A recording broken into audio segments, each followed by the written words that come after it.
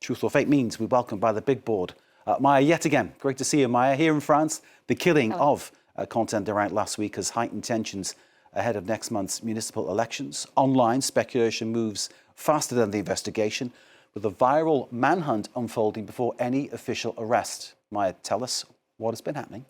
Well, you can see behind me a verified video shot by a local resident in Lyon. And despite the poor image quality, you can see a bunch of men, about 10 individuals assaulting a group of men. And within that group of men, we can find Quentin Deranque, the 23-year-old far-right activist who, as you've just said, later died from his injuries. And all these attackers are actually wearing masks, meaning that it's quite impossible to think about identifying them pretty easily. But that didn't stop the far-right influencers here in France from launching their own investigations with, according to them, outstanding results, because they claim to have identified at least 5 individuals linked to the death of Quentin Deranque. And you can see in this post published on X the full names of these 5 people revealed before any official statement, before any arrest were actually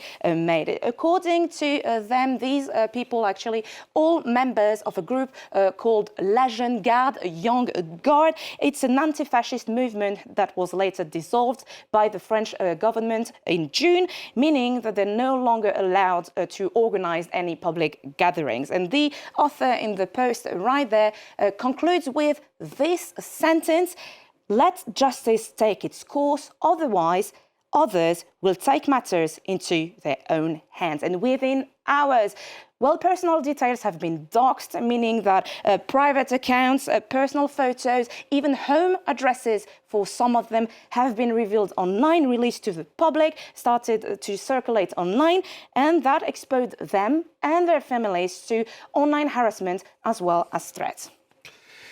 So, Maya, let's deal with the facts as we know them. Since then, 11 people have been taken into police custody. That's 3 women and 8 men. Did the internet vigilantes get it right, or did the internet vigilantes target the wrong people? Well, at least 2 parliamentary assistants were arrested, as you've just said, and these people were actually in the list I've just shown you.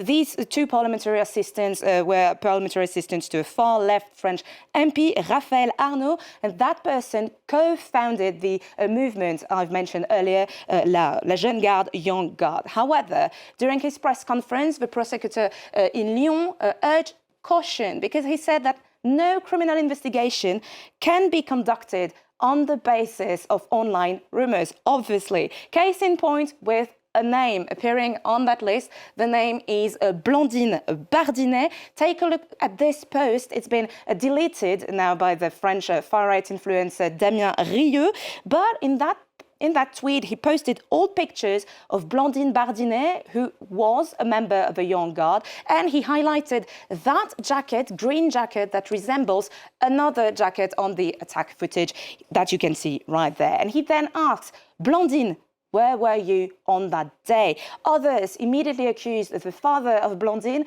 of shielding her because he now works as a city employee in Lyon. But Blandine B was not even in France on February 12th when the attack happened. She was actually leaving the country to go to South America, and her lawyer has already filed a defamation lawsuit. The misinformation didn't stop at naming names, did it? Several photos claiming to show Quentin Deranque have been circulating on social media too. Tell us about this. Yes, photos immediately picked up by far-right accounts in France, obviously, but also worldwide, with captions such as "The far left kills support for Quentin." And this picture spread so quickly, so widely, that it was even printed on these kind of flags that appeared in Paris, for example, during the tribute demonstrations. But we ran a reverse image search, and we found out that this man was not actually the victim, but rather you can see the same photo here on Instagram, that person, you can compare the two pictures, is not Quentin, but Dylan Guichaoua. He's a member of the far-right National Rally Party here in France. This picture dates from April 2024. And that person, Dylan, also published a statement on Facebook explaining that obviously this picture was him indeed and not Quentin.